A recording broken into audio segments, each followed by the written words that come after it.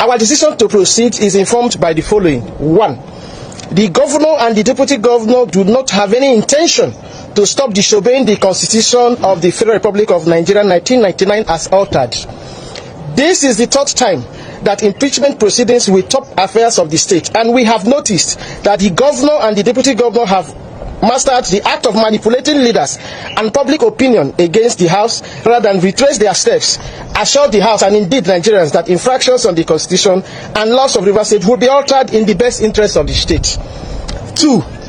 The governor and deputy governor are acting as if Rivers State House of Assembly does not exist. They are unperturbed about the allegations and are still boasting through their media attack dogs that members will simply be called to stop and that members cannot enforce the Constitution.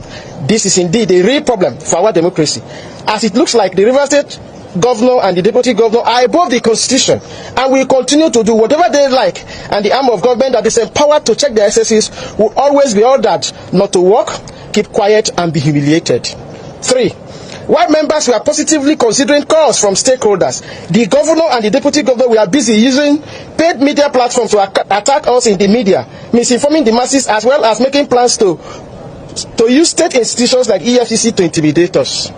They have refused to respond to any of the allegations or particulars of gross misconduct, but have so much time to go to the church and use innuendos of backing dogs to spite us, and are still insisting that they would not respect the legislature or work with members of the Rivers State House of Assembly, 10th Assembly precisely.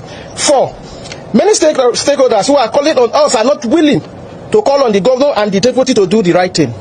The governor and the deputy governor are the aggressors, serial offenders of our Constitution, and a serious threat to our democracy. The sure path to sustainable peace and progress of our state is the rule of law, separation of powers, and respect for the Constitution, and not to blackmail or intimidate anybody or group. 5. In a bid to gain or win sympathy for the governor or deputy governor, many who do not mean well for Rivers State or democracy simply reduce everything to disagreement between our political leader and the governor. The real problem is that the governor and his deputy are at war with the ground norm, the Constitution, just to achieve their political goals. We urge the good people of Rivers State to read the notice of allegations against the governor and the deputy governor. We are convinced that they would understand better situation and the context of our own position. 6. Previous attempts at resolving the quagmire politically failed because the governor does not abide by any agreement and cannot be trusted. It is obvious that the